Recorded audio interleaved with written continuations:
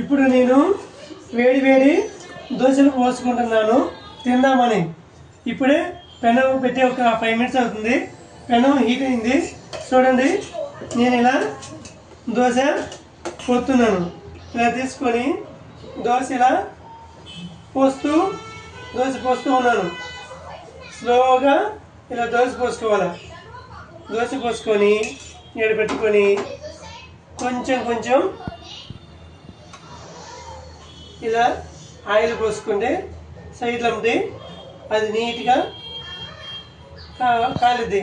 కాలేసిన తర్వాత ఇది ఇట్లా తీసి తిప్పేస్తే దోశ బాగా వచ్చింది. ఇందులోకి 3 కర్రీస్ ఉన్నాయండి. ఒకటి వంకాయ కర్రీ, రెండోది వెల్లుల్లి కారం, మూడోది వచ్చేసరికి ఇదిగో సొరకాయ వేపుడు. 3 కర్రీస్ ఉన్నాయి. ఈ కర్రీస్లో నాకు ఏది కావాలంటే అది నేను వేసుకొని చాలా హ్యాపీగా తింటాను. మీరందరూ కూడా ఇలా రుచికరంగా వేసుకొని తినండి.